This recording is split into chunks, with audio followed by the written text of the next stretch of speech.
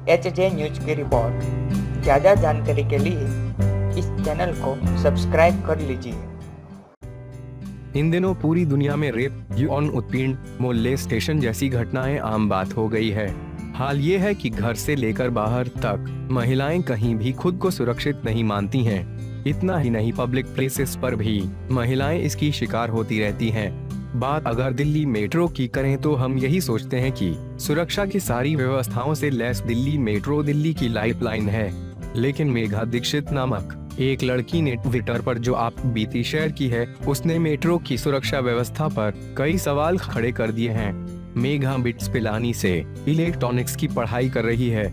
करीब 6 महीने बाद बीते रविवार को उसने दिल्ली मेट्रो से सफर किया था, लेकिन उसके साथ जो हुआ वो काफी हैरान करने वाला है।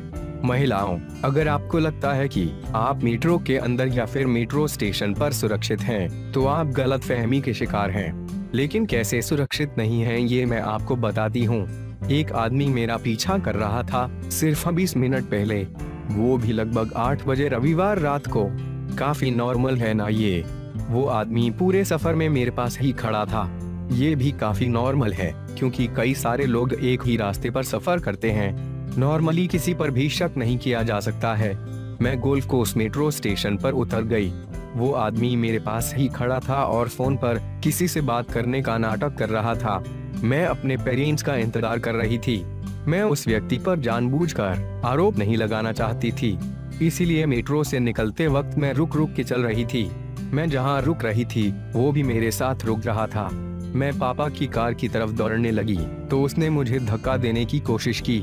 सीढ़ियां खत्म हो चुकी थी। वहीं एक अंधेरे कोने में मैंने उसे ढकेलने का प्रयास किया और चांटे मारे। मैंने हला मचाया और उसे रुकने को कहा ताकि मैं उसे पकड़ सकूं। मैंने देखा कि सिक्योरिटी गार्ड पनवाड़ी की दुकान पर आराम से कुछ लोगों से बातें कर रहा था, पर उस आदमी को पकड़ने के लिए कोई अपनी जगह से हिला तक नहीं। मेरे पापा ने ये सब देखा। वो कार से निकले और उस आदमी को पकड़ने के लिए दौड़े। वहाँ मौजूद सभी लोग मूक दर्शक बनकर तमाशा देख रहे थे। अचानक सबने चौंकने का नाटक किया, जैसे उन्हें कुछ पता ही न हो। सबसे हंसाने वाली ये थी कि गार्ड मेरे पास आकर कहा, मैडम हमें क्यों नहीं बताया, मेरे इतनी जोर से चिल्लाने के बावजूद। वहीं दूसरे लोगों का कहना था कि मैडम ये करती वो करती। बेवकूफ हो, जब किसी पर हमला होता है तो उसके सोचने समझने की शक्ति खत्म हो जाती है। मेरे से जो भी हो सकता था मैंने किया। मैंने साल भर पहले शहर छोड़ दिया। अच्छा हुआ कि छोड़ दिया। पिछले 6 महीनों में मैंने पहली बार मेट्रो ली और मैं बहुत ज्यादा दुखी हूँ। महिलाएं, आप सिर्फ नहीं हैं। अपनी मदद आप खुद कर सकती हैं, क्योंकि पुलिस और सिक्योरिटी भ्रम है और कुछ नहीं। सुरक्षित रहें और विपरीत परिस्थितियों में भी जल्दी से सोचें। आसपास की गतिविधियों पर ध्यान दें। आखिर में, मैं डरी नहीं हूँ, पर इस घटना ने मुझे झकझोर दिया है। हम औरतें ऐसी हरकतें डिजर्व नहीं करती। ऐसी कई घटनाएं आपके साथ भी घटी होंगी। चुप बैठने से जख्म नासूर बन जाता है। बेहतर हो कि मुंह तोड़ जवाब दिया जाए।